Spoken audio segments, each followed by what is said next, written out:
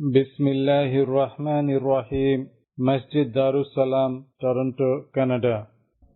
Bayan after 21st Taraweeh. Today is Monday, 25th of November 2002. The Bayan is presented by Hazrat Maulana Mufti Saeed Ahmed Palanpuri Sahib Damat Barakatuhu. Bismillahirrahmanirrahim. Ya ayyuhan nabiyyu inna arsalnaka shahidan wa mubashiran wa nadhira wa da'iyan ila Allahi bi'idhnihi wa sirajan munira. Bismillahirrahmanirrahim. وَمَا أَرْسَلْنَاكَ إِلَّا كَافَّةً لِلنَّاسِ بَشِيرًا وَنَذِيرًا وَلَكِنَّ أَكْثَرَ النَّاسِ لَا يَعْلَمُونَ. بسم الله الرحمن الرحيم. ما كان محمد أبا أحد من رجالكم ولكن رسول الله وخاتم النبيين وكان الله بكل شيء عليما. یہ وہی آیات پاک ہیں جو پہلے سے زیر تفسیر ہیں. اس میں نبی پاک صلی اللہ تعالی علیہ وسلم کے 8 اوصاف میں سے پہلا وصف شاہد ہونا بیان ہو رہا ہے کہ اللہ نے نبی پاک صلی اللہ تعالی علیہ وسلم کو شاہد بنا کر بھیجا. انا ارسلناک شاہدا یا ایھا النبی انا ارسلناک شاہدا. اس کے سلسلے میں اب بات ختم کرتے ہیں. 3 باتیں مختصر سی ذہن میں رکھ لیں اور پھر اب آگے بڑھتے ہیں. پہلی بات جو کل میں نے سورہ انبیاء کے آخر کی ایک لمبی آیت وَجَاهِدُوا فِي اللَّهِ حَقَّ جِهَادِهِ سنائی تھی، اس کا ابتدائی حصہ اور انتہائی حصہ اس میں ایک بہت اہم مضمون ہے جو میں نے ابھی واضح نہیں کیا. وہ آیت پاک یہاں سے شروع ہوئی ہے. میں ترجمہ کر رہا ہوں، آیت نہیں پڑھ رہا، کیونکہ اس آیت کے پڑھنے سے حضرت امام شافعی علیہ الرحمہ کے نزدیک سجدہ واجب ہوتا ہے، سجدہ تلاوت. اور ہو سکتا ہے یہاں ہمارے بعض بھائی شافعی بھی ہوں، اس لیے میں اس کا ترجمہ کرتا ہوں، اس آیت کو نہیں پڑھ رہا. اللہ پاک فرماتے ہیں اے وہ لوگوں جو ایمان لائے ہو. جس وقت یہ آیت پاک نازل ہو رہی تھی اس وقت اس کے مخاطب کون تھے؟ اس امت کا پہلا قافلہ صحابہ کرام. اس امت کا جو پہلا قافلہ تھا صحابہ کرام، وہی اس کے مخاطب ہیں. جب آیت نازل ہوئی یہ فرمایا کہ اے وہ لوگوں جو ایمان لائے، رکوع کرو تم اور سجدہ کرو تم اور اپنے پروردگار کی بندگی کرو تم اور بھلائی کے کام کرو تم تاکہ تم کامیاب ہو. 4 باتیں بتائیے. 4 کرو کام، کامیابی چاہتے ہو تو یہ 4 کام کرو. رکوع کرو تم اور سجدہ کرو تم، یعنی نماز پڑھو. میں نے پہلے بتایا تھا کہ قرآن کریم میں ایک تو حکم ہے اقیموا الصلاۃ، نماز کا اہتمام کرو. یہ حکم تو 80 جگہ آیا ہے. یہی مضمون یقیمون الصلاۃ اقیموا الصلاۃ. اور ایک نماز کے جو 5 یا 6 ارکان فرائض ہیں، ان فرائض کا الگ الگ جگہ ذکر آیا ہے. کہیں رکوع کا ذکر آیا ہے، کہیں سجدے کا ذکر آیا ہے، کہیں قیام کا ذکر آیا ہے، کہیں قرات کا ذکر آیا ہے، کہیں تکبیر تحریمہ کا ذکر آیا ہے. تو یہاں نماز کے 6 ارکان میں سے 2 ارکان کا ذکر آیا ہے. اے وہ لوگوں جو ایمان لائے تم، رکوع کرو تم اور سجدہ کرو تم. تمام مفسرین کا اس پر اتفاق ہے کہ صرف رکوع کوئی عبادت نہیں، صرف سجدہ کوئی عبادت نہیں. رکوع کرو تم یہ اور سجدہ کرو تم، اس کا مطلب کہ پوری نماز پڑھو تم. یہ جو قاعدہ ہے کہ صرف رکوع کوئی عبادت نہیں، صرف سجدہ کوئی عبادت نہیں، اس میں سے 2 جگہ مستثنا ہے. صرف رکوع کوئی عبادت نہیں، یہ تو اس میں کوئی ایکسیپشن نہیں، کوئی اس میں استثناء نہیں ہے. صرف رکوع کوئی عبادت نہیں. ایک آدمی نے سجدے تلاوت کی آیت پڑھی اور سجدہ کرنے کے بجائے رکوع کر لیا. یہ رکوع نماز میں آیت سجدہ پڑھ کر رکوع کر لے اور رکوع میں نیت کر لے سجدے کی ادا ہو جائے گا سجدہ، لیکن نماز سے باہر رکوع کرے گا سجدہ ادا نہیں ہوگا. تو رکوع صرف رکوع یہ کوئی عبادت نہیں. اور صرف سجدہ 2 جگہ عبادت ہے، سجدے تلاوت اور سجدے شکر. میں نے پہلے بتایا تھا کہ کوئی خوشی کی خبر آئے تو اعلیٰ درجے کا کامل شکر یہ ہے کہ 2 نفلیں پڑھو، یہ کامل شکر ہے. اور صرف سجدہ کر لے، سجدے شکر کرے. جس طرح سے سجدے تلاوت کرتے ہیں ایسے ہی سجدے شکر ہے. اللہ اکبر کہہ کے جاؤ، سجدے کی تسبیح پڑھو، اور شکر کے لیے جو الفاظ آپ کو یاد ہوں. ہم اجمیوں کو کچھ یاد نہیں، جو عرب ہیں وہ اپنی زبان عربی جانتے ہیں، وہ شکر کے کلمات ادا کریں گے کہ اللہ اکبر کہہ کر اٹھ جاؤ. یہ سجدے شکر ہے. اور نبی پاک صلی اللہ تعالی علیہ وسلم کی سنت میں یہ سجدے شکر ہے. حدیث میں ہے کہ حضور کو کوئی خوشی کی خبر پہنچتی تھی تو حضور سجدے شکر فرماتے. اور در مختار میں بھی ہے کہ سجدے شکر مستحب ہے اور فتویٰ اسی پر ہے. اور سجدے تلاوت کو تو آپ جانتے ہی، یہ 2 سجدے، یہ صرف اونلی سجدہ یہ عبادت ہے. ایک تیسرا سجدہ لوگوں نے بڑھایا ہے، سجدے مناجات. وہ بدعت ہے، حدیثوں میں اس کا کوئی ثبوت نہیں. سجدے مناجات یہ ہے کہ جب تمام فرض نفلیں وغیرہ سب پڑھ کر فارغ ہو گئے تو قاعدے سے دعا کرنی چاہیے. مناجات کے معنی دعا. بعض لوگ سجدے میں جاتے ہیں اور سجدے میں پھر دعا کرتے ہیں، دعائیہ سجدہ، یہ سجدے مناجات کہلاتا ہے. یہ اس کا کسی حدیث میں کوئی ثبوت نہیں ہے، فقہ میں بھی اس کا کوئی ثبوت نہیں ہے، بلکہ کبیری جو فتوے کی کتاب ہے اس میں صراحت ہے کہ یہ بدعت. اس کے علاوہ ایک سجدہ ہے جو حرام ہے، وہ ہے غیر اللہ کو سجدہ کرنا. بادشاہ کو سجدہ کرنا، پیر کو سجدہ کرنا، استاد کو سجدہ کرنا، شوہر کو سجدہ کرنا، قبر کو سجدہ کرنا، استھان کو سجدہ کرنا، یہ سب سجدہ، یہ سب حرام. اسلام میں اس کی کوئی گنجائش نہیں ہے. اور یہ شرکیہ فعل ہے اور گناہ کبیرہ ہے. اور رکوع کے بارے میں نے بتایا کہ رکوع کوئی عبادت نہیں ہے، صرف رکوع کوئی عبادت نہیں، مگر رکوع میں جھکنا ہے تو سجدے کے مشابہ. اس لیے کسی سے ملاقات کرتے ہوئے یوں جھک کر کے رکوع کی طرح سے جھکنا نہیں چاہیے ملاقات کے وقت. کیوں؟ یہ جھکنا اگرچہ سجدہ نہیں، سجدہ تو غیر اللہ کو حرام ہے، اور یہ سجدہ نہیں ہے مگر سجدے کے مشابہ. لہذا کسی سے ملاقات کرتے وقت اتنا جھکنا کہ رکوع سی کیفیت ہو جائے یہ صحیح نہیں.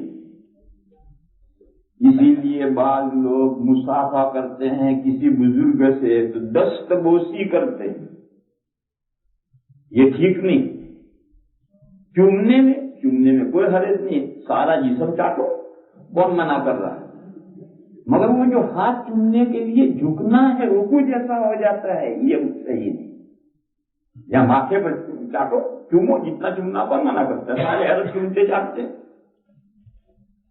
لیکن یہ جو ہمارے ہندوستان میں پیروں کا اور بزرگوں کی دست بوسی ہے, دست بوسی کے لیے رکوع جتنا جھکنا پڑتا ہے دوسرے کے سامنے, یہ صحیح نہیں. پھر یہ دست بوسی بڑھ کر قدم بوسی ہو گئی,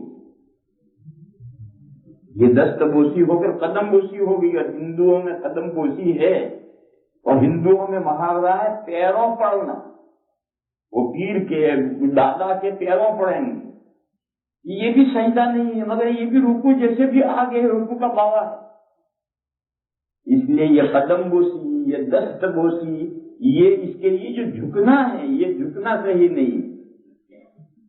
اور سجدہ تو غیر اللہ کو حرام.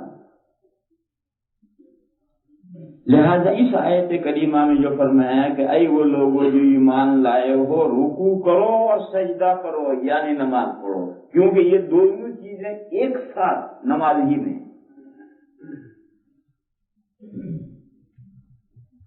پھر رکوع کرو اور سجدہ کرو یہ کیوں کہا؟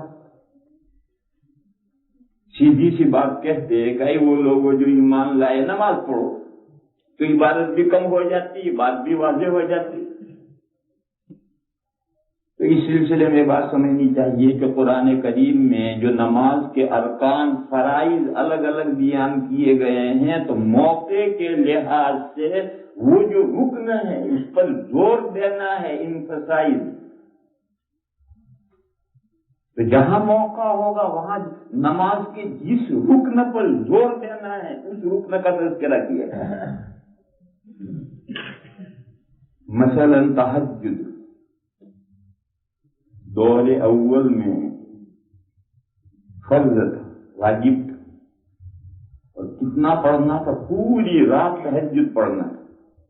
تھوڑی دیر سو جاؤ الا قلیلا, آدھی رات تہجد پڑھو یا کچھ کم پڑھو یا کچھ زیادہ پڑھو, اتنا لمبا تہجد پڑھنا تھا شروع اسلام میں, اور یہ واجب تھا. اس وقت 5 نمازیں نہیں تھی, اس وقت 2 ہی نمازیں تھیں. شروع اسلام میں نمازیں 2 تھی, 5 نمازیں تو معراج میں فرض ہوئی. معراج سے پہلے 2 ہی نمازیں فرض تھی, اور یہ تیسری تہجد تھی جو رات بھر پڑھنی تھی. 1 سال تک یہ تہجد فرض رہی, پھر اس کی فرضیت ختم ہوئی. اور فرضیت ختم ہوئی تخفیف کے لیے, سہولت کے لیے. اور پہلے میں قاعدہ بتا چکا ہوں کہ شریعت کے جو احکام تخفیف کے لیے منسوخ ہوتے ہیں, منسوخ ہونے کے بعد بھی ان کا استحباب باقی رہتا ہے. چنانچہ تہجد کی فرضیت ختم ہونے کے بعد بھی اس کا استحباب باقی ہے, اور آج تک ہے. یہ جو شروع میں تہجد فرض تھا اور پھر فرضیت ختم کر کے اس کا استحباب رہا, اس تہجد کا مقصد کیا تھا, منشا کیا تھا؟ منشا یہ تھا, اب تو بچے قرآن کریم حفظ کرتے ہیں. قرآن کے حفظ کرنے والے چھوٹے چھوٹے بچے جن کا کوئی دھندا ہی نہیں. لیکن قرآن کا جب نزول شروع ہوا تو جو صحابہ حفظ کر رہے تھے وہ بچے نہیں تھے. کوئی بڈھا تھا, کوئی اندھیر تھا, کوئی جوان تھا, کوئی کس عمر کا تھا, کوئی کس عمر سے. اس مجمع میں جس عمر کے لوگ بیٹھے ایسے ہی عمر کے صحابہ تھے, اور وہ سب صحابہ قرآن حفظ کر رہے تھے. آپ حضرات ذرا کیجیے, اس عمر میں حفظ کرنے سے محنت کرو تو ہر آدمی کر سکتا ہے, مگر وہ یاد کیا ہوا یاد رہتا نہیں, بھول جاتا ہے جلدی. اس کا حل یہ تھا کہ جتنا یاد کرتے ہو ہر رات دور سنو اللہ میاں کو. یہ استاد کو سناؤ تو کچا پکا چلے گا, لیکن اللہ میاں کو سنانا ہے وہ کچا پکا نہیں چلے گا.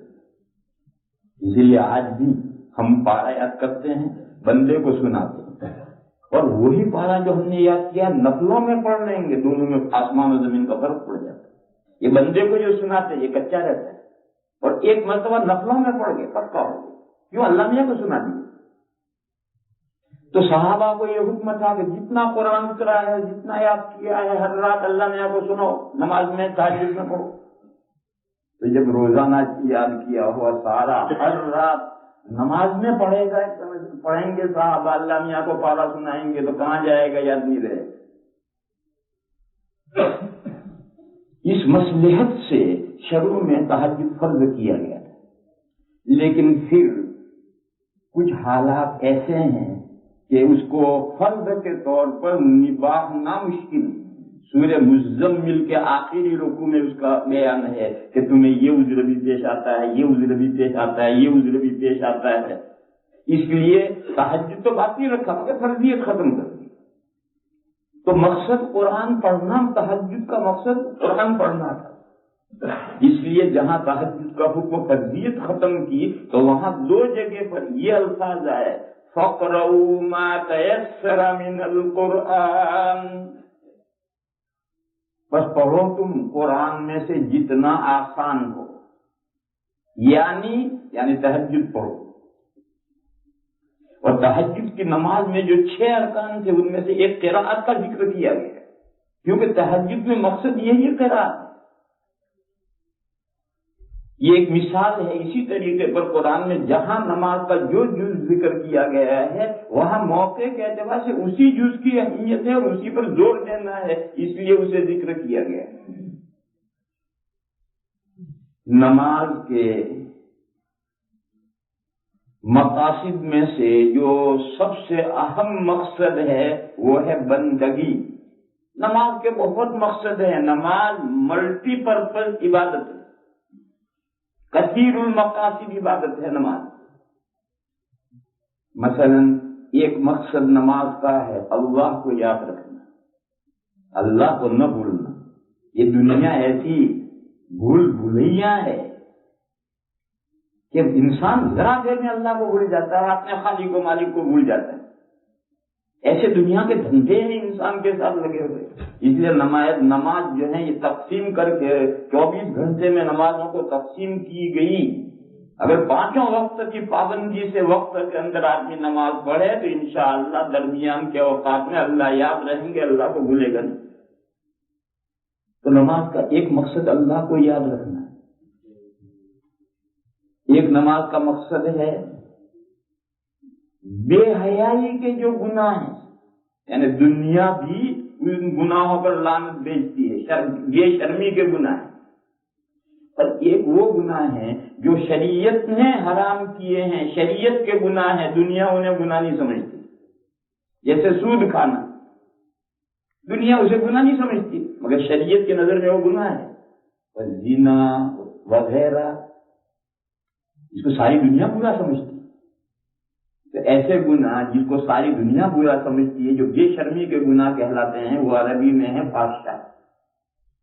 اور وہ گناہ جو شریعت کی نظر میں گناہ ہے، لوگ چاہے گناہ نہ سمجھتے ہوں، وہ گناہ ہے منکر. نماز دونوں قسم کے گناہوں سے روکتی ہے. یہ بھی نماز کا ایک مقصد ہے.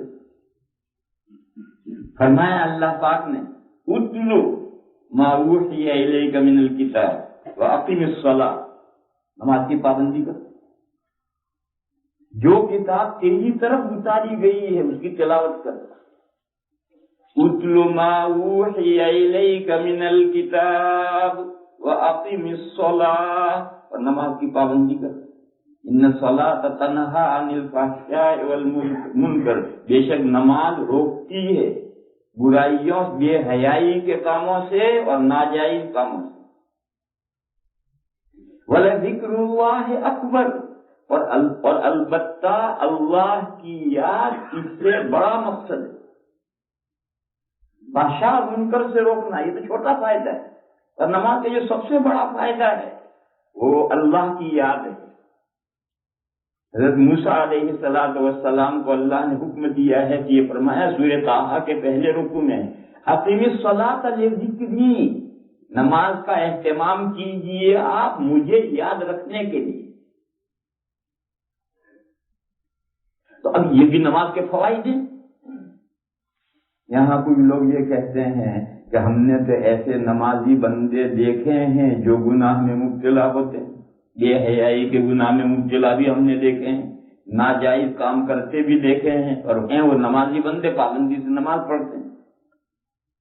یہ بات لوگ ایک سوال کرتے ہیں انہوں نے آیت کریمہ میں غور نہیں کیا، اس لیے یہ سوال پیدا ہوتا ہے۔ انہوں نے آیت کریمہ کا مطلب یہ ہوا کہ اگر کوئی بندہ نمازی ہے، پابندی سے نماز پڑھتا ہے، تو نماز اس سے یہ دو قسم کے گناہ ہونے ہی نہیں دے گی۔ یہ مطلب آیت کا سمجھ رکھا ہے، یہ آیت میں کہاں ہے؟ انہوں نے یہ سمجھ لیا، اپنے ذہنوں میں غلط مطلب سمجھ لیا کہ نمازی بنتا ہے تو نماز یہ دونوں قسم کے گناہ ہونے ہی نہیں دے گی۔ ایسا نہیں، تو نماز کے اللہ پاک کا کام، ہونے دینا نہ ہونے دینا یہ تو اللہ کا اختیار ہے۔ نماز قرآن میں یہ ہے کہ نماز ان دو قسم کے گناہوں سے روکتی ہے۔ بہت سی مرتبہ آپ نے مثالیں دیکھی ہوں گی، ایک لڑکا نالائق ہے، مجھے سیدھے دھندے کرتا ہے، اس کا باپ رات دن سے روکتا ہے، سمجھاتا ہے، منع کرتا ہے، مگر نہیں مانتا۔ تو اب کوئی کہے کہ بھئی تمہارا لڑکا یہ کرتا ہے تم اسے روکتے نہیں، تو کیا بھیا بچیرا روکتا ہوں مگر نہیں مانتا، نالائق، کیا کروں؟ تو نماز روکتی ہے، کوئی اس کا ہاتھ تھوڑے پکڑ لے کہ گناہ ہونے ہی نہ دے۔ نماز روکتی ہے، جو نمازی بندہ ان دونوں قسم کے گناہوں میں مبتلا ہے نماز اسے روکتی ہے، مگر یہ نالائق نہیں مانتا، نماز کی نہیں سنتا، تو اس میں نماز کا کیا قصور ہے؟ سوال ہے کہ نماز روکتی ہے، اس کی کیا دلیل؟ اس کی دلیل یہ ہے کہ اس کا ہارٹ لے کر کے لیب میں بھیجو، اینالائز کرواؤ، دو ہاتھ بھیجو، ایک وہ شخص ہے جو بالکل نماز کے قریب نہیں پھٹکتا ہے اور یہ دونوں قسم کے گناہ کرتا ہے، اور ایک وہ جو پانچوں وقت نماز پڑھتا ہے اور یہ دونوں قسم کے گناہ کرتا ہے۔ ان دونوں کے ہارٹ اینالائز کراؤ لیب میں، دونوں کے دل کے اندر یہ پشیمانی کے ساتھ وہ گناہ کرتا ہوا آپ کو ملے گا، اس کے دل میں کوئی پشیمانی نہیں،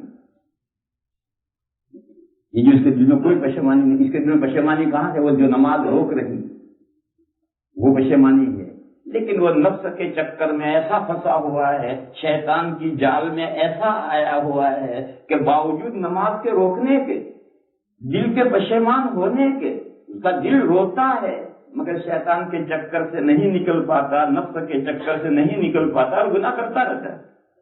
اور دوسرا یہی گناہ کرتا ہے، آپ اس کے دل کا جائزہ لیں گے، اس کے دل میں کوئی پشیمانی نہیں ہوگی، کیوں اسے کوئی روکنے والا ہے۔ اس لیے نماز کا کام روکنا ہے، نماز کا کام گناہ صادر نہ ہونے دینا، یہ نماز کا کام، یہ تو اللہ کا کام ہے۔ تو بہرحال میں یہ کہہ رہا تھا کہ نماز کا ایک مقصد یہ نماز مختلف مقاصد ہیں، کثیر المقاصد عبادت ہے، ملٹی پرپز ورشپ ہے۔ ان مقاصد میں سے، نماز کے مقاصد میں سے ایک مقصد ہے بندگی، ورشپ، پوجا۔ دیکھو ہم بندے ہیں، اور بندہ اور بندگی ایک لفظ ہے، یعنی ہمارا نیچر اللہ کے سامنے نیاز مندی، بندگی ہے، پوجا ہے، عبادت ہے، اظہار فروتنی ہے، انکساری کا اظہار ہے، اپنے آپ کو اللہ کے سامنے پست کرنا ہے۔ اللہ ہی کے سامنے ہم پست ہیں، کسی اور کے سامنے پست نہیں، اسی لیے غیر اللہ کی بندگی اور عبادت حرام ہے، عبادت صرف اللہ کی ہوگی، ہم اللہ کے بندے ہیں، کسی اور کے بندے نہیں۔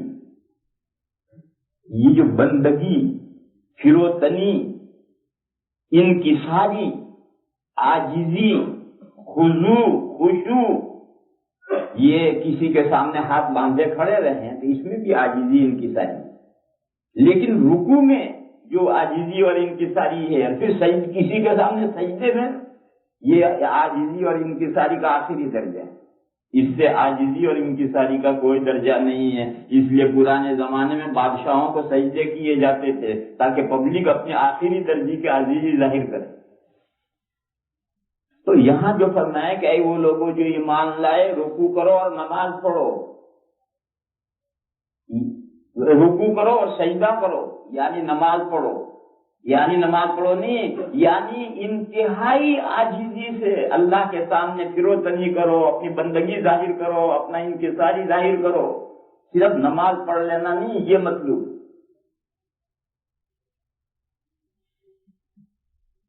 بہت سے بھائی ہیں جو رکوع اور سجدے فٹافٹ کرتے ہیں،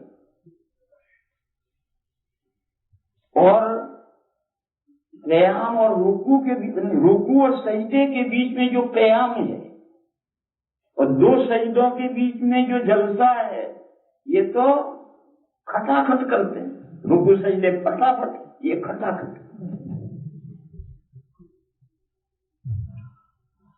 میرے بھائیوں، نماز کی اصل روح اور جان تو یہی ارکان ہے، یہ رکوع، یہ سجدہ، یہ قوما، یہ جلسہ، یہ ارکان نہایت اطمینان سے ادا کرنا، یہی نماز کی روح اور نماز کی جان ہے۔ اسی میں ہم کوتاہی کرتے ہیں۔ ایک حدیث سنا، حضور پاک صلی اللہ تعالی علیہ وسلم صحابہ کے ساتھ تشریف فرما تھے۔ ایک صحابی آئے، انہوں نے ایک طرف مسجد میں 2 رکعتیں پڑھی۔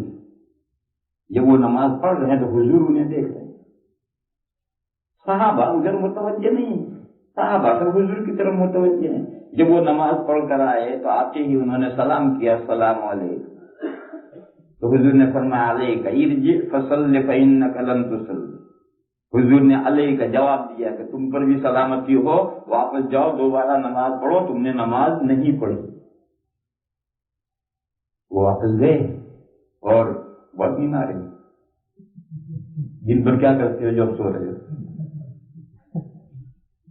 نماز پھر پڑھی۔ اب جو نماز پڑھ رہے ہیں تو سارے صحابہ بھی دیکھ رہے ہیں، کیونکہ ایک آدمی نماز پڑھ کر آیا اور حضور یہ فرمایا کہ تم نے نماز نہیں پڑھی، یا دوبارہ نماز پڑھ، تو کیا کمی ہے؟ اب صحابہ بھی سارے دیکھ رہے ہیں۔ پھر جیسا انہوں نے پہلی مرتبہ پڑھا تھا ایسے ہی پڑھ کر پھر آئے، سلام علیکم۔ حضور نے پھر فرمایا علیک ارجع فصل فإنک لم تصل، واپس جاؤ، تمہاری نماز نہیں ہوئی، تم نے نماز نہیں پڑھی، دوبارہ نماز پڑھو۔ تو وہ تو نہیں سمجھ رہے، مگر یہ سارے صحابہ سمجھ رہے ہیں کہ کمی کیا ہے، اور یہ لرز گئے، گھبرا گئے کہ جس کا رکوع سجدہ صحیح نہیں ہے، قوما جلسہ صحیح نہیں ہے، اس کو حضور فرما رہا ہے کہ نماز ہی نہیں ہوئی۔ یہ سارے صحابہ گھبرا گئے، پھر وہ گئے، پھر انہوں نے ویسی پڑھی، وہ آئے السلام علیکم۔ حضور نے فرمایا وعلیک ارجع فصل فإنک لم تصل، واپس جاؤ، نماز پڑھو، دوبارہ نماز نہیں پڑھی تم نے۔ تو انہوں نے عرض کیا کہ یا رسول اللہ، میں تو ایسی ہی نماز پڑھنا جانتا ہوں، مجھے آپ بتلائیں مجھے کیسے پڑھنی چاہیے۔ حضور نے فرمایا ہاں آؤ بیٹھو۔ حضور نے قریب بٹھایا، بٹھا کر کے ساری نماز ان کو سکھلائی، اور اس ساری نماز میں خاص طور پر یہ 4 ارکان رکوع، سجدہ، قوما، جلسہ، ان میں اطمینان حضور نے بہت تفصیل سے سمجھایا، اور پھر فرمایا کہ دیکھو اگر اس طرح سے تم نماز پڑھو گے تمت صلاۃ ہوگا، تمہاری نماز کمپلیٹ ہوئی، اور اس میں جتنی کمی کرو گے اتنی تمہارے نماز میں کمی رہے گی۔ اب صحابہ کو اطمینان ہوا کہ اگر تعدیل ارکان نہیں ہے، رکوع، سجدہ، قوما، جلسہ ٹھیک سے نہیں کیے گئے ہیں، تو سرے سے نماز ختم نہیں ہوگی، ناقص ہوگی۔ حضور نے فرمایا کہ ان میں کمی کرو گے تمہاری نماز میں کمی آئے گی، اور وہ جو حضور نے پہلے فرمایا تم نے نماز نہیں پڑھی یعنی کامل نہیں پڑھی۔ اسی لیے امام ابو حنیفہ علیہ الرحمہ کے نزدیک ان 4 میں تعدیل سنت مؤکدہ اشد تاکید ہے یا واجب ہے۔ اگر کوئی ان میں تعدیل نہ کرے، گڑبڑ کرے، تو سجدے سہو سے نماز کی تلافی نہیں ہوگی۔ جیسے واجب چھوٹتا ہے تو سجدے سہو سے تلافی نہیں ہوگی، یہ نماز دوبارہ پڑھنی ہوگی۔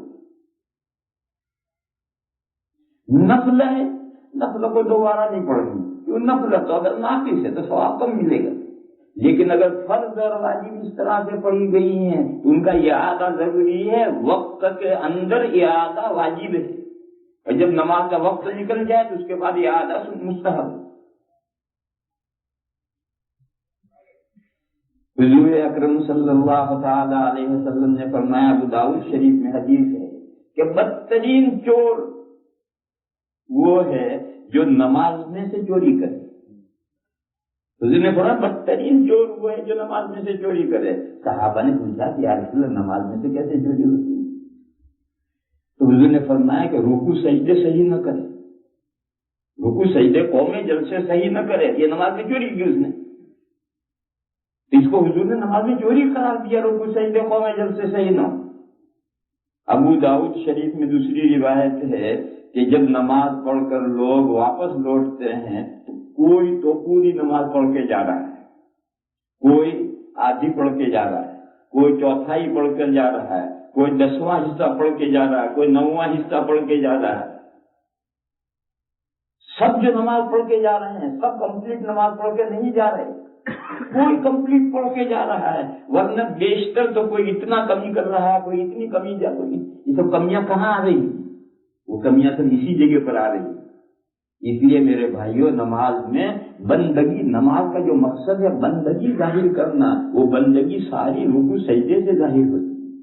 اگر وہ رکوع سجدے مرغے کی ٹھونگے کی طرح سے رکوع سجدہ ادا کیا گیا تو وہ تو منافق کی نماز ہے۔ حدیث شریف میں ہے، حضور نے فرمایا تلک صلاۃ المنافق، تلک صلاۃ المنافق، تلک صلاۃ المنافق، وہ نماز تو منافق کی۔ یقعد یرقب الشمس حتی اذا کانت بین قرنی الشیطان قام فنقر اربعا لا یذکر اللہ فیہا الا قلیلا۔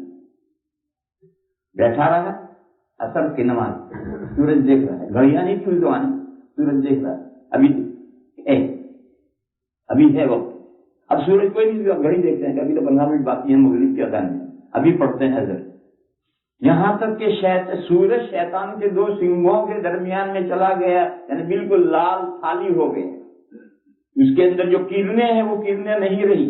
اور وہ وقت چلا آیا جب ہندو وغیرہ جو ستاروں کو پوجتے ہیں وہ اب ڈنڈوت کرنے لگے، سورج کو ڈنڈوت کرنے لگے۔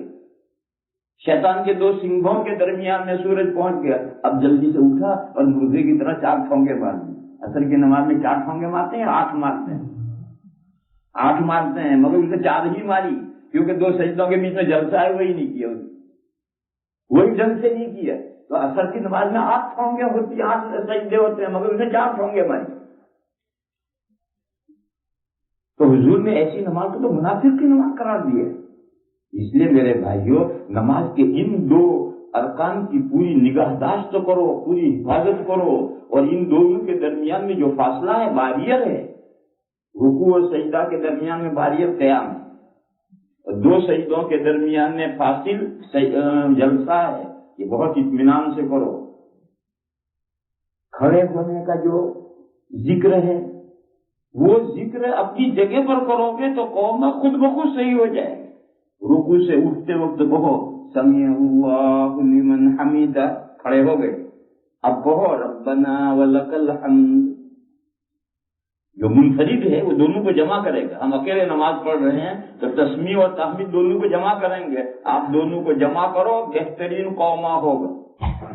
کیونکہ جب رکوع سے اٹھنا شروع کرو گے اور تسمیع کہو گے تو تسمیع پوری ہوتے ہوتے آپ کھڑے ہو گئے، اب کھڑے ہونے کی حالت میں ربنا ولک الحمد کہنا ہے، یہ پورا کر کے اب رکوع میں جھکنا ہے، سجدے میں جھکنا ہے اور اللہ اکبر کہنا ہے، اور سجدے سے اٹھ کے سیدھے بیٹھو، اور کم سے کم رب اغفر لی، اے میرے پروردگار میری بخشش فرما، اتنا کہو اور کہہ کر کے پھر اگلے سجدے میں جاؤ، تو بیچ میں سکون سے اطمینان سے آدمی بیٹھے گا، رب اغفر لی۔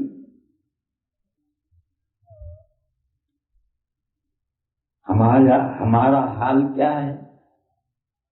ہمارا حال یہ ہے کہ ہماری زبان سے ہمارا جسم آگے بھاگتا ہے۔ اپنی اپنی نمازوں پر غور کرو، کبھی خیال تک ہمارا نہیں جاتا، ہماری زبان سے ہمارا ذکر، ہمارا جسم آگے بھاگتا ہے۔ ہم الحمد شریف پڑھ کر سورت پڑھتے ہیں، سورت ابھی پوری طرح سے کما حق کو ختم بھی نہیں ہوئی اور رکوع کرنا شروع کر دیتے، آدھا رکوع تک تو ہم قرات کرتے رہتے ہیں، پھر رکوع میں پہنچ کر اللہ اکبر کہتے ہیں، ابھی رکوع کی تسبیح پوری کرتے پڑھتے ہیں، تیسری تسبیح بھی ڈھنگ سے پوری بھی نہیں ہوئی، کھڑے ہونے شروع ہو جاتے ہیں، اور کھڑے ہونے کے بعد سمع اللہ لمن حمدہ کہتے ہیں۔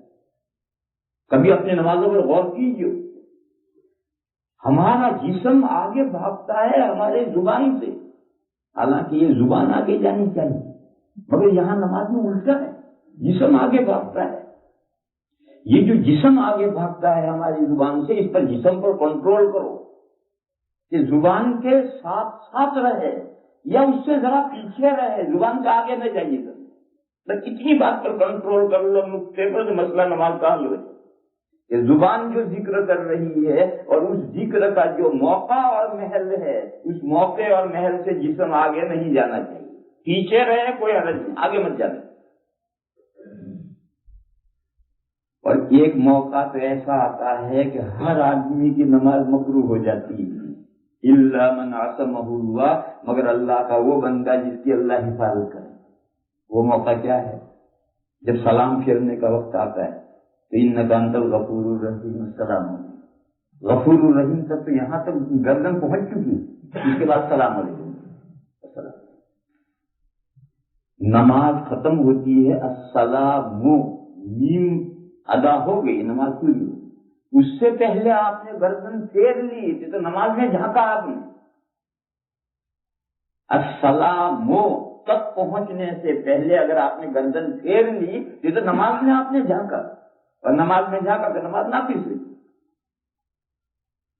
یہ ترمذی شریف میں حدیث ہے حضرت عائشہ صدیقہ رضی اللہ تعالی عنہا کی کہ حضور اکرم صلی اللہ تعالی علیہ وسلم ایک سلام تلقاء وجہ ہی کرتے، پھر ذرا سا دائیں طرف چہرہ پھیرتے. ایک سلام یعنی پہلا سلام. جب نماز کا طریقہ ہے کہ جب آپ پڑھیں تو پوری دعا پڑھیے، انک انت الغفور الرحیم، السلام علیکم ورحمۃ اللہ. السلام یہاں تک تو گردن پھرنی ہی نہیں چاہیے. السلام علیکم ورحمۃ اللہ.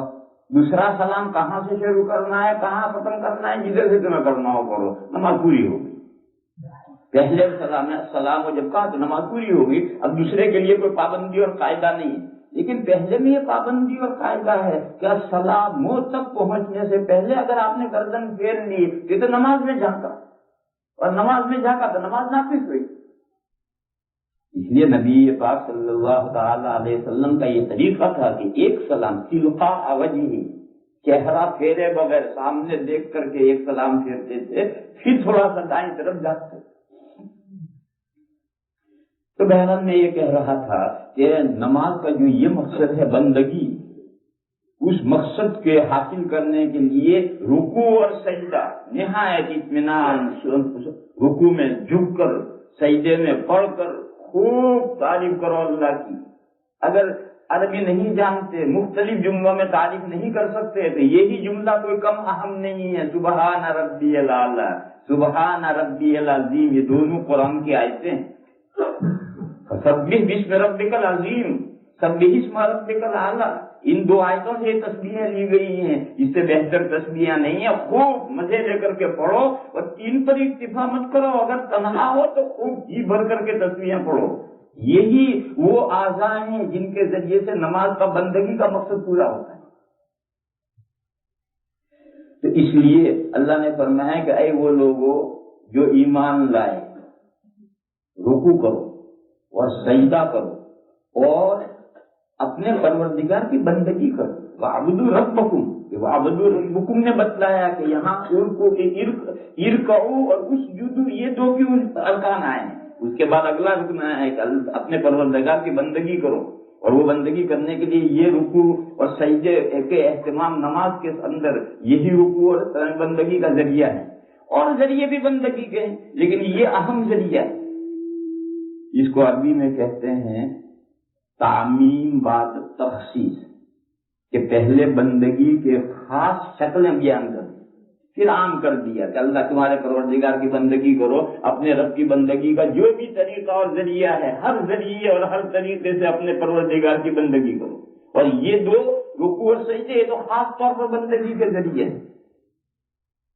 پھر اور تعمیم کی وَافْعَلُوا الْخَيْرَ، اور خیر کے کام کرو، بھلائی کے کام کرو، نیکی کے کام کرو. یہ رکوع سجدہ بندگی یہ بھی بھلائی کے کام ہیں اور سب سے بہتر بھلائی کے کام ہیں. یعنی انہی پر نہیں، پوری زندگی کو گھیرنے والا قاعدہ بھلائی کے کام کرو. وَافْعَلُوا الْخَيْرَ، کیا حاصل ہوگا؟ کامیابی ملے گی، دونوں جہاں کی، دنیا کی بھی آخرت کی. لعلکم تفلحون. یہاں سے یہ مضمون اللہ پاک نے اٹھایا ہے. پھر آیا وجاہدوا فی اللہ حق جہادہ، اللہ کے دین کے لیے تن توڑ محنتیں کرو. پھر یہ مضمون سارا ختم ہوا تو آخر میں پھر وہی مضمون آیا فَأَقِيمُوا الصَّلَاةَ وَآتُوا الزَّكَاةَ وَاعْتَصِمُوا بِاللَّهِ هُوَ مَوْلَاكُمْ فَنِعْمَ الْمَوْلَى وَنِعْمَ النَّصِيرُ.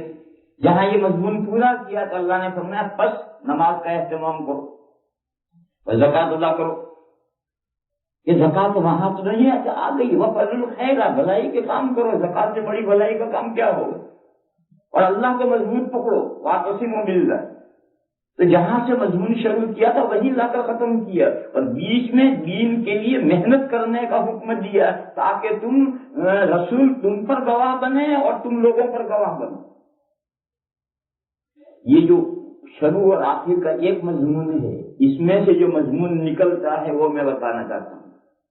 وہ یہ ہے کہ داعی کی کتاب زندگی اور کتاب دعوت ہم آہنگ ہونے چاہیے، سرے منہ تفاوت نہیں ہونا چاہیے. ابھی آپ نہیں سمجھے، میں داعی ہوں، میں لوگوں کو اللہ کے دین کی طرف بلا رہا ہوں. تو جس دین کی طرف میں بلا رہا ہوں میرا سب سے پہلے اس پر عمل ہونا چاہیے. یہ جو میرا عمل ہے یہ میری کتاب زندگی ہے، بک آف لائف ہے. اور میں جو قرآن و حدیث کی باتیں اس کے سامنے پیش کر رہا ہوں یہ کتاب دعوت ہے. اگر میں کہہ تو رہا ہوں کچھ اور کر رہا ہوں کچھ، اس دعوت میں کوئی جان نہیں، اس دعوت میں کوئی جان نہیں. دعوت دینے کے لیے پہلے اپنی کتاب زندگی کو سدھارنا ہے. داعی کی کتاب زندگی اور کتاب دعوت میں کمال ہم آہنگی ہوگی تب دعوت میں اثر ہوگا، ورنہ دعوت میں کوئی فائدہ نہیں ہوگا. حضرت شعیب علیہ السلام کا ذکر ہے 12ویں پارے میں. حضرت شعیب علیہ السلام بڑے کاروباری تھے. کیا کاروبار کرتے تھے معلوم نہیں، تجارت کرتے تھے. حضرت شعیب علیہ السلام تجارت کرتے تھے اور معمولی تجارت نہیں کرتے تھے، اچھے پیمانے پر تجارت کرتے تھے. حضرت یہ جو آپ کا بیٹھنے کا طریقہ یہ ٹھیک نہیں ہے، مجھے دماغ پر ہو جاتا ہے، بار بار سمجھاتا ہوں مگر آپ حضرات کو بیٹھنے کے مجلس کے آداب نہیں معلوم.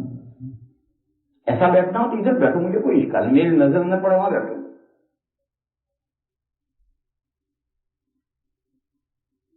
حضرت شعیب علیہ السلام کا کاروبار اور ان کی قوم ناپ تول میں کمی کرتی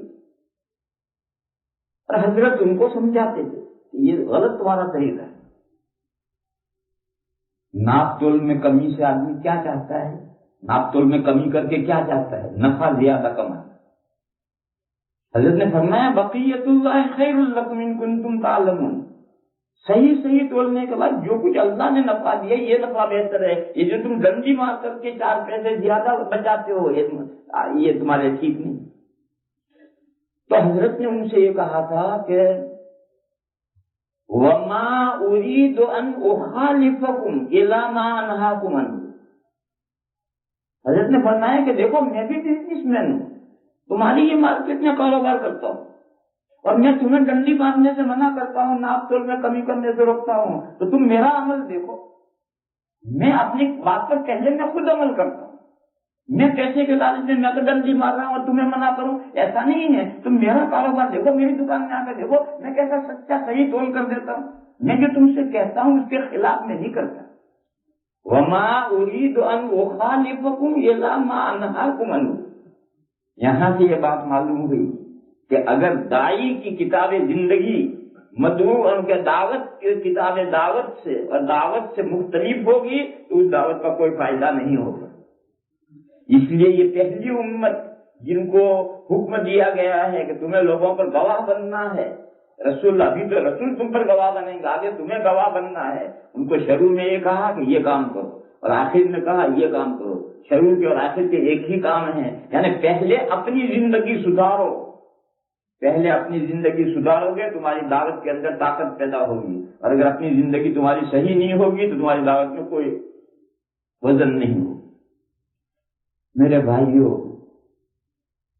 داعی دو ہیں. ایک تو پراپر پرسن. اور یہ پراپر پرسن جس دین کی دعوت دے رہا ہے اس دین کی نمائندگی کرنے والی پوری کمیونٹی امہ ہے. اگر یہ دونوں کتابیں پوری امت کی جو کتاب ہے بک آف لائف ہے اور یہ جو پراپر دائی ہے اس کا جو عمل ہے اگر دعوت کے اکارڈنگ ہے تو نتیجہ وہ نکلے گا جو صحابہ کے زمانے میں نکلا کہ جدھر سے صحابہ کا قافلہ گزر گیا ایمان و یقین کی بہاریں ان کے پیچھے پیچھے چلتی.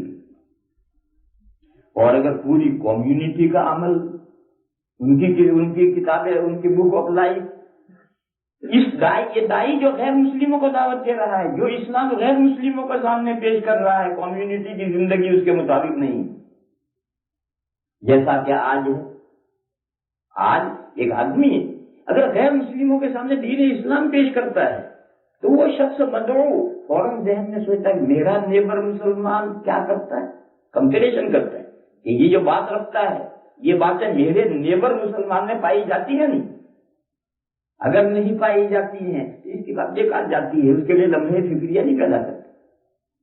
لیکن اگر بستی میں 10 مسلمان ہیں, چھوٹا سا گاؤں ہے 10 مسلمان ہیں اور سارا گاؤں ان 10 مسلمانوں کے کیریکٹر سے واقف ہے, اب گاؤں کے سامنے آپ دعوت رکھیے کہ دیکھو اسلام یہ زندگی دیتا ہے اور یہ طریقے زندگی سکھلاتا ہے تو فوراً لوگ گاؤں میں جو 10 مسلمان ہیں ان کو جو موازنہ کریں گے ان کی لائف کی خوبی نگاہ میں لائیں گے تو فوراً ان کا ذہن تیار ہو جائے گا اس دعوت کو قبول کرنے. تو اگر کمیونٹی کی بات اس کے اکارڈنگ نہیں ہے تو دعوت ڈھیلی پڑ جاتی ہے. اور اگر خود یہ دائی کا کیریکٹر اگر اس کی دعوت کے مطابق نہیں ہے تو لوگ اس کی دعوت اس کے منہ پر ماریں گے کہ جاؤ پہلے اپنے گھر کی خبر لو, پہلے اپنے آپ کی خبر لو. اس کے منہ پر اس کی دعوت ماریں گے لوگ. وہ کہتا نماز پڑھنے کو اور خود تو نماز پڑھتا نہیں, وہ کہتا جماعت میں پابندی لانے کو خود تو آتا نہیں, وہ کہتا ہے فلاں برائی مت کرو, وہ یا اس کی فیملی میں وہ برائی پائی جاتی ہے تو لوگ اس کی دعوت اس کے منہ پر ماریں گے, اس کی دعوت کا کوئی اثر نہیں. بہرحال دعوت کے لیے جو مددگار ہے وہ پوری کمیونٹی کی جو کتاب زندگی ہے وہ اور خود اس دائی کی کتاب زندگی ہے وہ, اگر یہ دونوں چیزیں اکارڈنگ ہو جائیں تو کیا کہنے اس دعوت کے. اور اگر کمیونٹی کے مطابق نہیں ہے تو کم سے کم اس دائی کی کتاب زندگی اس کی دعوت سے ہم آہنگ ہونی چاہیے. اس کے یہ ایک مضمون ہے جو میں نے عرض کیا. دوسرا مضمون یہ ہے عرف میں شہید کہتے ہیں جو اللہ کے راستے میں مارا جاتا ہے اور لوگوں کے ذہنوں میں شہید کے یہی معنی ہے. آپ میں سے بعض حضرات یہ سوچ رہے ہوں گے کہ مولانا صاحب 3 دن سے کیا دماغ کھا رہے ہیں, ہم تو شہید کے معنی یہ جانتے ہیں کہ جو اللہ کے راستے میں مارا جائے وہ شہید. یہ کون سے شہید کے معنی بیان ہو رہے ہیں؟ تو اسے میرے بھائی سمجھو, یہ جو ہے اللہ کے راستے میں جو مارا جاتا ہے اس کو جو شہید کہتے ہیں یہ بھی اسلامی معنی ہے, قرآن میں بھی ہیں اور حدیثوں میں تو بے شمار حدیثوں میں ہیں. قرآن میں ہے وَيَتَّخِذَ مِنْكُمْ شُهَدَاءَ, وَيَتَّخِذَ مِنْكُمْ شُهَدَاء میں شہید کے یہ معنی, اور حدیث میں تو ہے لِلشَّهِيدِ 6 خِصَالٍ, شہید کے لیے 5 خوبیاں ہیں, 6 خوبیاں ہیں. بہرحال یہ معنی بھی ہے اور اس شہید کو جو یہ شہید کہا جاتا ہے وہ بھی اسی مشاہدے کے اعتبار سے کہا جاتا ہے, یعنی جو دین کی دعوت لے کر گیا لوگوں نے ایکسپٹ کر لی تو کوئی لڑنے کی نوبت آئے گی؟ کیوں لڑے گا جو؟ لیکن انہوں نے دعوت قبول نہیں کی اور الٹا در پہ آزار ہو گئے کہ تم ہماری بھلائی کے لیے ہمارے پاس کیوں آئے, اور وہ برسرے بیکار ہو گئے, تلواریں نکال کر کے ہمارے سامنے کھڑے ہو گئے. تو پھر ہم نے کوئی چوڑیاں نہیں پہنی, ہم نے بھی کوئی چوڑیاں نہیں پہنی. ایسے وقت میں بھاگ جانا, مارا جانا, اسلام نے اس کی دعوت تعلیم نہیں دی. اسلام نے کہا لوگوں کے پاس ان کی بھلائی کے لیے جاؤ, ان کی خوشامد کرو, ان کو دین پہنچاؤ, قبول کریں ٹھیک ہے, نہ کریں کوئی بات نہیں. لیکن اگر وہ قبول نہیں کرتے اور الٹے ہمارے ساتھ برسرے بیکار ہو جائیں تو پھر ان سے مقابلہ کرو. اس مقابلے میں جو مارا جائے گا وہی شہید ہے. ایک حدیث شریف ہے، حضور سے پوچھا گیا 3 شخص ہیں، ان میں سے شہید کون ہے؟ یقاتل ریاء، بہادری کے جوہر دکھانے کے لیے لڑتا ہے میدان. یقاتل للمال، غنیمت حاصل کرنے کے لیے. پرانے زمانے میں غنیمت حاصل ہوتی، غنیمت حاصل کرنے کے لیے لڑتا ہے کہ لڑیں گے، جیتیں گے، مال غنیمت ملے گا. یقاتل عصبیتاً، عصبیت، میرا قبیلہ، میرا، وہ حق پر ہے یا ناحق کچھ نہیں، میرا قبیلہ، میرا خاندان، لہذا خاندان کے ساتھ لڑ رہا ہے اپنے خاندان کی حمایت اور عصبیت میں. پوچھنے والے نے پوچھا کہ یا رسول اللہ، ان 3 میں سے اللہ کے راستے میں لڑنے والا کون ہے؟ حضور نے فرمایا کوئی بھی نہیں. یہ تینوں اللہ کے راستے میں لڑنے والا نہیں ہے. من قاتل لتکون کلمۃ اللہ ہی العلیٰ فہو فی سبیل اللہ، جو اس لیے لڑتا ہے کہ اللہ کا بول بالا ہو، وہی لڑنے والا اللہ کے راستے میں لڑنے والا ہے. اور یہی لڑنے والا جب مارا جائے گا تو یہ شہید ہے. تو جب اللہ کا بول بالا کرنے کے لیے لڑ رہا ہے تو اس اللہ کے کلمے کو کس نے قبول کیا، کس نے قبول نہیں کیا، اسی کے تو سارا اپنی آنکھوں سے دیکھ رہا ہے. اور اصل مشاہد یہی، اصل دیکھنے والا یہی. لہذا یہ جو شہید کے معنی عرفی معنی ہیں وہ بھی اسی کی بنیاد پر ہیں. یعنی سب سے بڑا داعی تو وہ ہے کہ جو لوگوں کی بھلائی کے لیے اپنا سب کچھ تج کر چھوڑ کر ان کے گھر گیا، ان کے پاس خوشامد کرنے گیا، ان کی دنیا اور آخرت بنانے کے لیے محنت کرنے گیا، اور الٹا انہوں نے اسے شہید کر دیا، قتل کر دیا، جان سے مار دیا. جو ان کی بھلائی کے لیے گیا تو اس کا صلہ یہ ملا.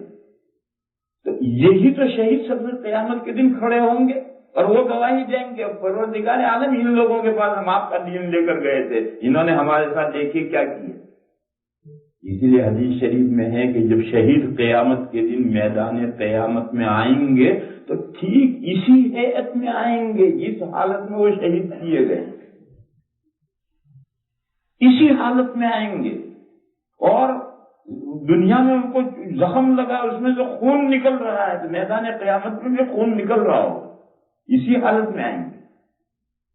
فرمایا کہ وہ جو خون نکل رہا ہوگا وہ رنگ خون جیسا ہوگا، مگر اس میں سے بو، خوشبو مشک جیسی آ رہی، لیکن آئیں گے وہ اسی حالت میں، تاکہ ساری میدان قیامت کے سامنے ان کی مظلومیت ظاہر ہو کہ دیکھو یہ وہ بندے ہیں جو دوسروں کی بھلائی کے لیے کیا محنتیں کر رہے تھے اور دوسروں نے ان کے ساتھ کیا کیا ہے، دیکھیں دیکھنے والے جن کے پاس آنکھیں ہیں. تو یہ جو شہداء ہیں یہ بھی اسی شہید سے، اور اسی سے اللہ تعالیٰ بھی شہید ہے. اللہ کے جو نام ہیں ان ناموں میں سے اللہ کا ایک نام بھی شہید ہے. اور آج ہی وہ آیت کریمہ پڑھی گئی، کیا پڑھی گئی؟ شہید علی ما یعملون یعملون، کیا آج ہی پڑھی گئی. واللہ شہید علی ما یفعلون، بندے جو کچھ کر رہے ہیں اللہ تعالیٰ واچ کر رہے ہیں، دیکھ رہے ہیں کیا ہو رہا ہے. ابھی پکڑنے جب وقت آئے گا تب پکڑیں گے، باقی اللہ بے خبر نہیں، ہر چیز دیکھ رہے ہیں. شہید علی ما یفعلون، لوگ جو کر رہے ہیں سب کو دیکھ رہے ہیں. تو اصل اس لفظ کے معنی دیکھنے کے، اور اسی سے وہ جو روزوں کی آیت آئی تھی فمن شہید منکم الشہر، شہید الشہر، دیکھے مہینے کو. فرمایا جو تم میں سے مہینے کو دیکھے، رمضان کے مہینے کو دیکھے، پس چاہیے کہ اس مہینے کو روزے رکھے. مہینے کو کیسے دیکھے گا؟ رمضان کے مہینے کو کیسے دیکھے گا؟ رمضان کے مہینے کے دیکھنے کی آنکھ سے چاند دیکھو. چاند دیکھا، مہینہ دیکھ لیے.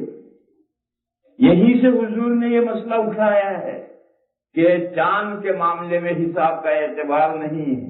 صوموا لرؤيته وافطروا لرؤيته فإن غم عليكم فأكملوا عدة شعبان 30. حضور نے فرمایا چاند دیکھ کر روزے شروع کرو، چاند دیکھ کر روزے ختم کرو۔ اگر بادلوں کی وجہ سے چاند نہ نظر آئے تو 30 دن پورے کرو، شعبان کے 30 پورے کر کے شروع کرو، رمضان کے 30 پورے کر کے عید کرو۔ یہ جو چاند کے رمضان کے مسئلے کو آنکھوں سے دیکھنے پر جو حدیث شریف نے ڈیپینڈ کر دیا ہے وہ اس لفظ سے فمن شہید منکم الشہر، جو تم میں سے مہینے کو دیکھے، دماغ سے حساب لگایا، کیلنڈر بنایا۔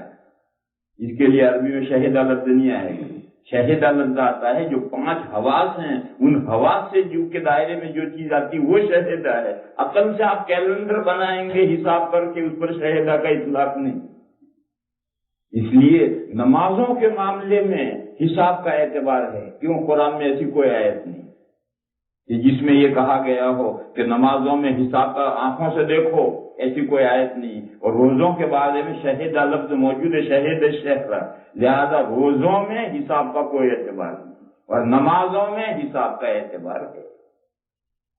اور اس کا یہ مضمون پہلے میں نے آپ کو تفصیل سے سمجھایا تھا کہ سورج کا حساب ریگولر ہے، چاند کا حساب آج تک کسی کے قابو میں نہیں ہے، کیونکہ الجوار الکنس میں چاند ہے کہ چلتا رہتا اور ایک پیچھے پڑتا ہے۔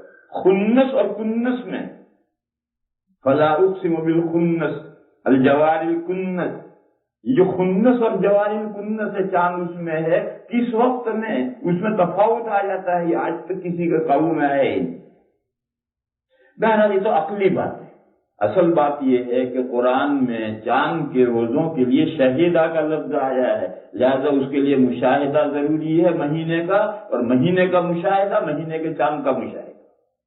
اور نمازوں کے لیے ایسا کوئی لفظ نہیں آیا، لہذا نمازوں میں حساب سے زوال ہو گیا، طلوع ہو گیا، غروب ہو گیا، اس پر عمل کیا جاتا ہے۔ روزوں میں حساب پر عمل نہیں کیا جاتا، آنکھ سے دیکھنا ہی ضروری ہے۔ اس کے بعد آخری بات، ایک جماعت ہے مسلمانوں میں جو یا ایھا النبی انا ارسلناک شاہدن کا ترجمہ کرتی ہے حاضر ناظر۔ وہ کہتے ہیں اللہ نے فرمایا اے پیغمبر ہم نے آپ کو شاہد بنا کر بھیجا ہے، شاہد کے معنی دیکھنے والا، اور دیکھے گا حاضر ہوگا جو بھی تو دیکھے گا۔ تو وہ یہ کہتے ہیں کہ حضور ہر جگہ حاضر بھی ہیں اور ناظر بھی ہیں۔ یہ مسلمانوں ہی میں ایک جماعت ہے جس کا یہ عقیدہ ہے، وہ شاہدن کے یہ معنی کرتے ہیں۔ یہ معنی غلط نہیں، میں جو سمجھا رہا ہوں کہ شاہد کے معنی ہے، وہ شاہد کے میں یہی معنی سمجھا رہا ہوں کہ آدمی موجود ہے جبھی تو آنکھوں سے دیکھے گا، موجود ہے جبھی تو کانوں سے سنے گا، موجود ہے جبھی تو چکھے گا، سونگے گا، ٹٹولے گا۔ لیکن اس سے یہ عقیدہ نکالنا کہ حضور وفات کے بعد بھی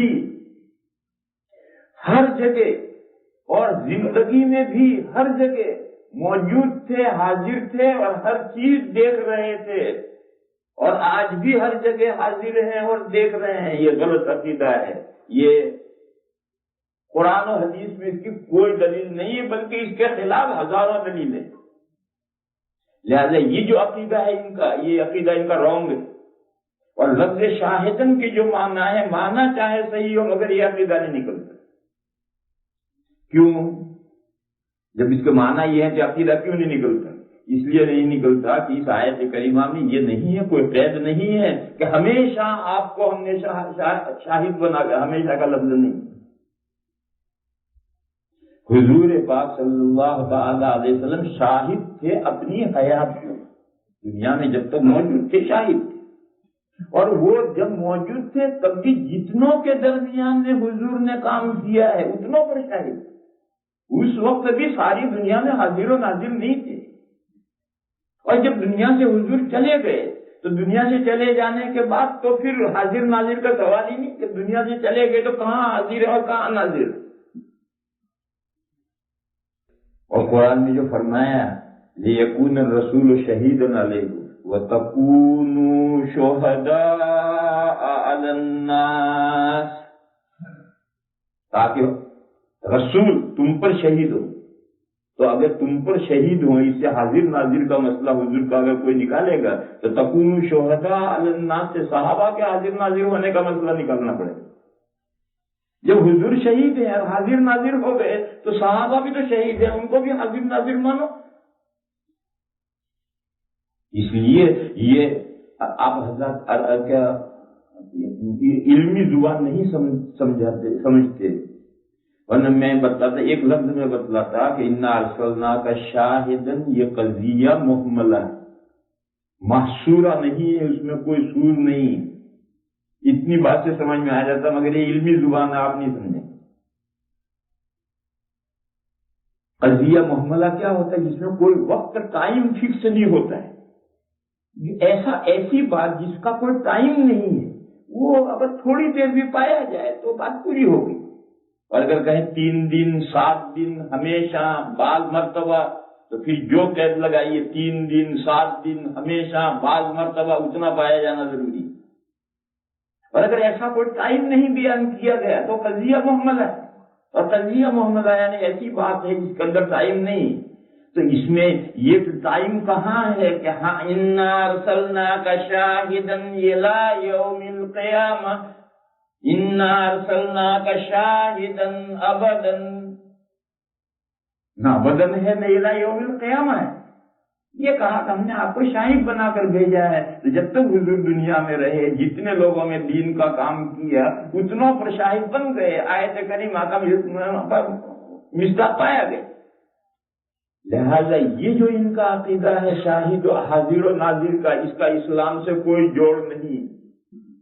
یہاں ایک دوسرا مسئلہ بھی ہے، وہ یہ ہے کہ ٹھیک ہے حضور تو حاضر و ناظر نہیں، اللہ پاک حاضر و ناظر ہیں یا نہیں؟ اس مسئلے میں بھی زیادہ نہیں پڑھنا چاہیے۔ یہ جو حاضر ناظر تو ہیں، اللہ تعالیٰ ناظر تو ہیں، ہر چیز دیکھ رہے ہیں، کوئی چیز ان کی نگاہوں سے کوئی جدا نہیں، لیکن اللہ ہر جگہ حاضر ہے، اس کے لیے کوئی دلیل نہیں۔ اللہ کا موجود ہونا ایک تو علم کے اعتبار سے موجود ہونا وہ تو ہے، واللہ ان اللہ معکم، اللہ تمہارے ساتھ ہیں، یعنی علم کے اعتبار سے تمہارے تمام احوال جانتے ہیں۔ لیکن مکانی طور پر کہ ہم کمرے میں ہوں تو اللہ یہاں اور وہاں چلے جائے تو اللہ وہاں، علماء نے اس طرح کی تعبیر اختیار کرنے سے منع کیا ہے کہ اللہ کی شان میں ایسی تعبیر مت اختیار کرو۔ اللہ بندوں کے تمام احوال جانتے ہیں، لیکن جہاں میں ہوں وہیں اللہ ہے، تو پھر اللہ کے لیے مکان ہو گیا اور اللہ کے لیے کوئی مکان نہیں۔ اس لیے علماء نے کہا کہ حاضر ناظر کی تعبیر اللہ کی شان میں بھی نہیں استعمال کرنی چاہیے۔ وہ ناظر تو بے شک ہیں، لیکن ان کو ہر جگہ حاضر یہ ماننا، یہ تعبیر ہی اللہ کے شاید شان نہیں۔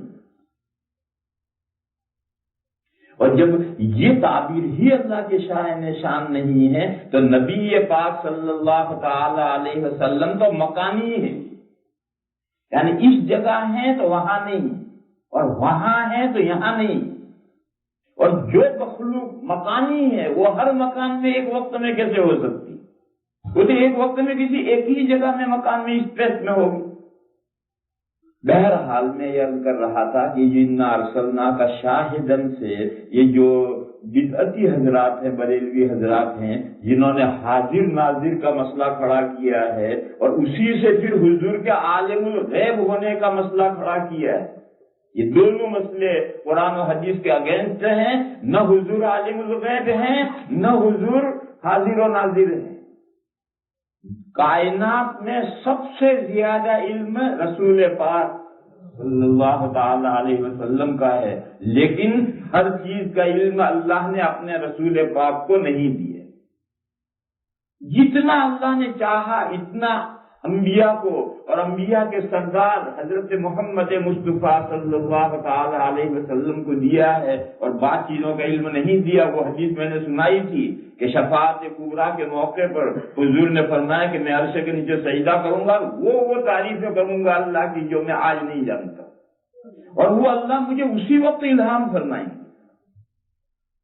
لہذا بعض بہت سی چیزیں وہ ہیں جو اللہ کے علم میں، اور یہ آیت کریمہ گزری ہے، قل 20वें पारे के पहले रुकू में पढ़ो, ला यालमुल गैब कुल ला यालमु मन फिस समावाति वल अर्दिल गैब इल्लल्लाह वमा यालम वमा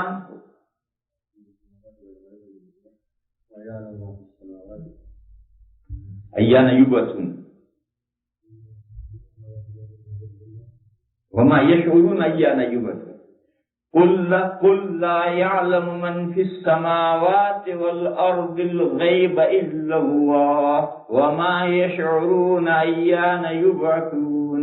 अल्लाह फरमाते हैं आप कहिए कि जो मखलूकात आसमानों में हैं, जो मखलूकात जमीन में हैं, हुजूर कहीं तो हैं और हुजूर ही कह रहे हैं, आप कहिए कि जो मखलूकात आसमान में, जो मखलूकात जमीन में है, गैब को सिवाय खुदा के कोई नहीं जानता।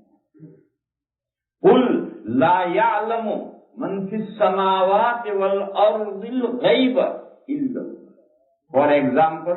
फॉर एग्जाम्पल अय्याना युबअसून को कोई नहीं जानता। वमा यशऊरून अय्याना युबअसून, लोगों को भनक भी नहीं है कि कब क़यामत आएगी, किसी को पता ही नहीं।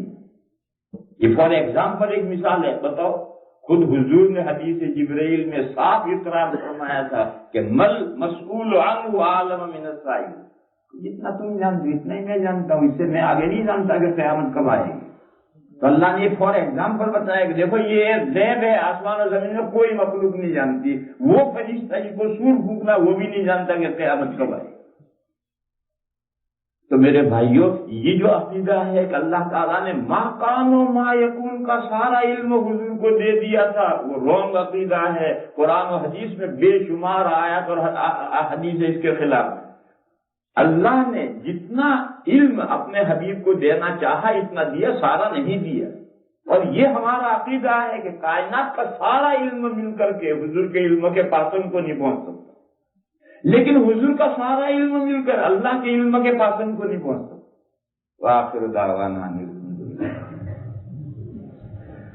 अल्लाहुम्मा सल्लि व सल्लिम व बारिक अला सय्यिदिना व मौलाना मुहम्मदिन व अला आलि सय्यिदिना व मौलाना मुहम्मदिन बिअददि मन सल्ला व साम।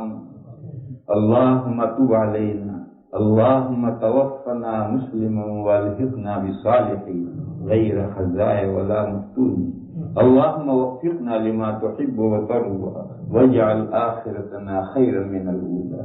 अल्लाहुम्मा इग़फ़िर लना ज़ुनूबना व इसराफ़ना फ़ी अम्रिना व तुब अलैना इन्नका अंतत तव्वाबुर रहीम। सुब्हान रब्बिका रब्बिल इज़्ज़ति अम्मा यसिफ़ून व सलामुन अलल मुरसलीन। भाइयों, आखिरी अशरा शुरू हो गया है। ये पहली रात है इस अशरे की। इस अशरे की हर रात को कीमती समझना चाहिए। मालूम नहीं इन 10 रातों में से या 9 रातों में से कौन सी शब कदर। मैंने वो हदीस सुनाई थी असर के बाद। एक मौके पर हुजूर को अलामत बताई गई थी शब कदर की। वो शब कदर 21वीं रात आई। आज 21वीं रात ही है। और वो जो बहुत सारी शब कदर की रिवायतें हैं उनमें अइम्मा ने तरजीह दी है। इमाम शाफई अलैहिर्रहमा की राय ये है कि शब कदर यही 21वीं रात होती है ज्यादातर। लिहाजा इस रात को भी गनीमत समझो।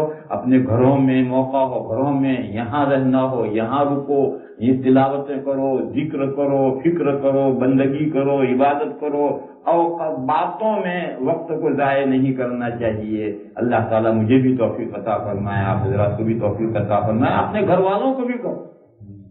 हदीस शरीफ में है कि हुजूर रमजान में खुद रातों में इबादत फरमाते थे, अपने घर वालों को नहीं उठाते। लेकिन जब आखिरी 10 दिन शुरू होते थे तो अय कज़ा अहलो, हुजूर अपने घर वालों को भी उठाते थे। उठो बंदगी में, नमाज में लगो, काम में लगो। अपने घर वालों को भी तरगीब दो, उनका भी जहन बनाओ, खुद भी लगो, उनको भी साथ में लगाओ। अल्लाह ताला तौफीक अता फरमाए।